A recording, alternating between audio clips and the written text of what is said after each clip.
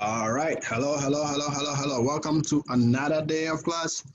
And today we're going to be looking at chapter 5. All right. So we have finished number theory for chapter number 4, and we are on chapter 5. And chapter number 5, we're going to be looking at integers, right? Integers. And these will be objectives for this section. Okay, 5.1, we are going to look at the meaning of integers and their representation on a number line.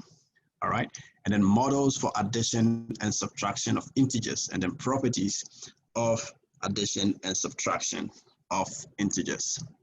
All right, now let me cast your mind back a little bit. We have been looking at whole numbers, all right, and we said whole numbers are numbers that start from 0 up to what? Infinity. All right. On the flip side, we also looked at natural numbers or counting numbers, and counting or natural numbers are numbers that starts from 1 up to infinity. All right. So today we're going to be looking at integers, and integers are both negative and positive whole numbers. So negative and positive whole numbers make up integers. All right. So if you see this right here, this means that it goes all the way positive infinity, and we have what? Negative infinity. All right. So both positive and negative whole numbers coming together gives you what we call integers. All right. Sweet. And an integer is denoted by the symbol I. So if you see this symbol, this I means what? An integer. So if you see I, this is the notation for an integer. Is that okay? And for a whole number, you will see that. Is that okay? And for natural numbers, you see an N. Okay, as we move along, I'll be showing you some of these notations. So when you see I, you refer to as integers. All right, so the negative integers are opposites of the positive integers, right? So both are, they are on, and what divides them is the number 0. Okay, so negative 4 is the opposite of positive 4, right? 3 is the opposite of what? Negative 3. So for each of the following integers, we want to find the opposite. So 3 has an opposite of what? Negative 3. Minus 5 has an opposite of what? 5. And the 0 has an opposite of what? 0. Same guy. All right, so we're looking at basic and some basic stuff. Now, we want to look at absolute value. So the absolute value of a number A, and that is written as what? We put 2 bars, okay, on against the number, and is a distance on the number line from 0 to A. So that is an absolute number. So here we move 4 units to our left, 4 units to our right. So we're saying that the absolute value of 4 is what? 4. The absolute value of negative 4 still gives you 4. So 4 units on both ends. Okay. Now, so absolute value is always positive or 0. All right. So we're going to look at some examples, and we're going to see. So basically, for any integers, this is the definition for an absolute number. Is that okay? Now here, so we want to evaluate each of the following expressions. The absolute of 20 is what? 20, because 20 is already positive. So the absolute of a negative number will give you what? A positive number. So the absolute of negative 5 gives you 5. The absolute of 0 gives you a 0. Now, for D, we are saying that there is a number x such that its absolute will give you 3. What number is that?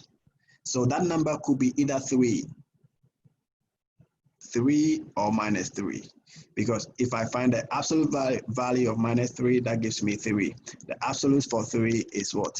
3. So that means that there are 2 numbers, basically 2 numbers that can give you that. So my x is negative 3, or x is 3. Is that okay?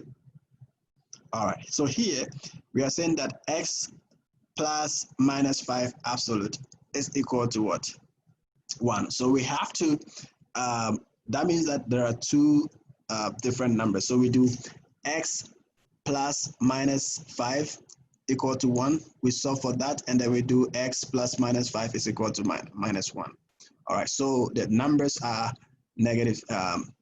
So the two numbers are what? 6 and 4. 6 and 4. So if I put 6 here, if I put 6 there, let me go back. If I put the number 6 right there, I'm going to have 6 minus 5. All right, that will give me what? 1. Is that okay? That satisfies it. If I put 4, if I change and put 5, 4 there, this will going to give me minus 1. Absolute value of minus 1. Minus 1 is still 1. So these are the two numbers that I will get as a result of that. Okay, now we look at the integer addition chip model. So we look at the chip model, and here we're going to use some colors to represent the various signs. So here we're saying that, so really one red chip neutralizes one yellow chip. Is that okay? So positive integers are represented by yellow chips, and negative integers are represented by what? Red chips. So let's go to the chip and see how the chip method works. So here I have 2 positives, so I have 2 right there. So here we have 3 positives and we have 1 negative, so we have 2. Is that okay? So here we have 4 positives and then we have 2 negatives, so we have 2 right there. So that is how the chip method works. So yellow chips represent positive and then red chips are negatives. All right? And kids would really appreciate this method a lot. All right. So let's go ahead and look at another method, what we call the number line method. Okay, so the number line method, these are points, things that you have to pay attention to. It says always start at 0 and always face the positive. That's the right direction. So if the number is positive, you have to walk forward or towards your right. If the number is negative, you have to walk back or towards your left. And we're going to see, I'm going to show you images on how the number line method works. Okay, I know we've been looking at that for a little bit. So here, this is a number line. So if this dog, is it a dog? Okay, if it walks towards the right, that is a positive number. So you move towards 4 and that is 4, right? So if you move towards the left, this is negative, right? Nice, and you must always start from 0. Now we have what we call the charged field model. So this is similar to the chip model, really, right? Positive integers are represented by plus, and negative integers are represented by minuses, right? So positive charges neutralize negative charges. So here we have 3 positives, and we have what? 5 negatives. So this gives us a negative what? 2. All right, so we take a typical example. So the temperature was minus 4 degrees Celsius. In an hour, it rose 10 degrees Celsius. What is the new temperature? Can you take a guess? Can you take a guess? Okay, so now this is minus 4 plus 10, and the new temperature is what? 6 degrees Celsius. Beautiful, right? Nice. Now we have what we call the pattern model. Now beginning with whole number facts, a table of computation is created by the following pattern, right? So you look at a pattern and you use the pattern to generate numbers. Okay, so here you realize that we're going down, it's reducing, the value of the number keeps reducing. And definition of addition of integers. So these are the various addition models for integers. Is that okay? And let's look at that in details as we use examples.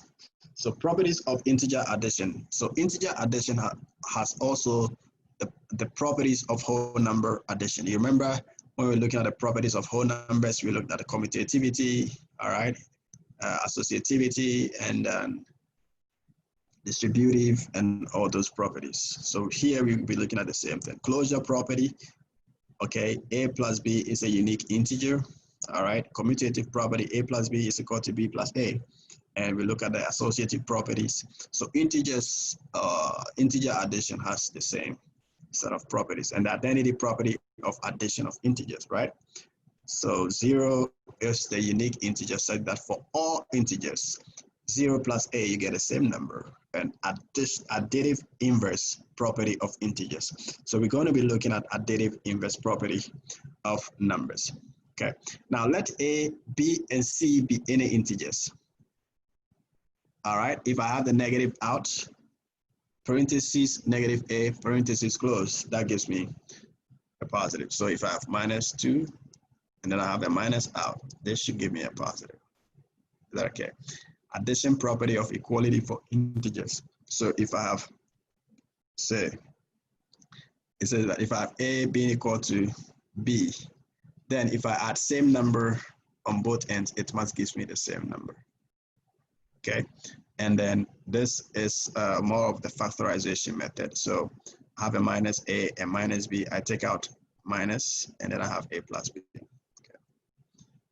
Now we want to find the additive inverse of each of the following. So we have minus 3 plus x. So the additive inverse will just be 3 plus x. The opposite, if you want. And this is going to be what? Negative a plus 4. And this is going to be what? 3 plus x. Okay. And integer subtraction, or the chip model for subtraction. So we have been looking at that. So red chips, we use negative, and yellow chips are for positive, right? So we can do that. And then same number line approach. So always start at 0 facing the positive. If the number is positive, walk forward. If the number is negative, walk backwards, right? And subtraction modeled by turning around and facing the negative or the left direction. Okay. And again, we are looking at a pattern model, which we looked at in under addition, and it works the same way. Okay. And for subtraction, for all integers, a and b, a minus b is the unique integer, and such that a is equal to what? B plus n. Is that okay? Now, we want to use a definition of subtraction to compute the following. 3 minus 10 gives you what? Minus 7. Negative 2 minus 10 gives you negative 12. Okay? And subtraction using adding the opposite approach. All right? So if I have, so for example, if I have 2 minus 4, this is the same as 2 plus minus 4. Give me the same answer. Okay. And so 2, if you want to rewrite that, 2 minus 8, I can rewrite that as 2 plus minus 8. And that is my answer, which is what? Minus 6. And then we can do the same thing. Okay. All right. Of course. Yeah, these are quite basic. Okay. Nice. So we want to rewrite each expression without parentheses. So we cannot open the parentheses. So this will be what? Minus b plus c, or c plus b. Okay.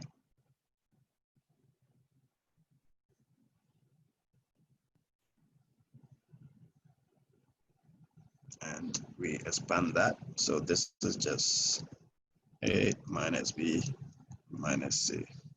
And that's what we got there. So we want to simplify each expression. So this is 2 minus 5 plus what? X. So therefore I'll have x. This is my x minus 3, and that's my answer. Okay. So this is 5 minus x plus 3. Okay. And that is 8 minus x. And we can do the same, simplifying these. All right, so this is going to give you minus x plus y minus y. So what do we have? This and that cross out, so I have just minus x.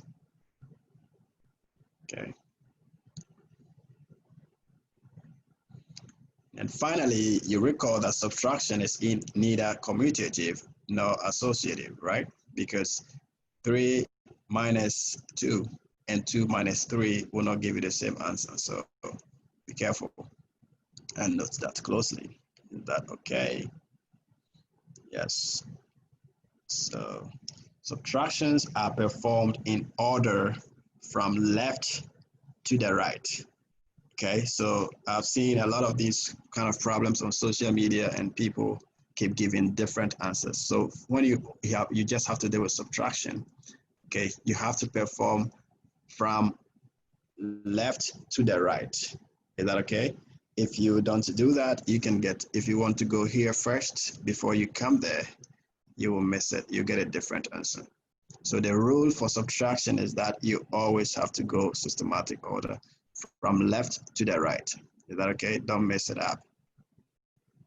Okay, and that is how this works. All right, so if you want to do this, left to the right. If you make a mistake and you want to do this first, what do you get? This is going to give you 2. But that is not how you do it. So first you go this way, you do left before you come towards the right. Okay, left to the right, left, right. Okay, unless there's where you have to use PEMDAS. So, okay, so be careful. And that's about it for this particular section, 5.1. So thank you very much. So we have been looking at opposites, absolute value, representation of integers, integer addition models, and then defining integer addition, properties of integer addition, integer subtraction models, and defining integer subtraction. All right. So thank you very much for your time. And as always, let me know if you have questions. All right. Bye-bye. See you again. See you soon. Bye.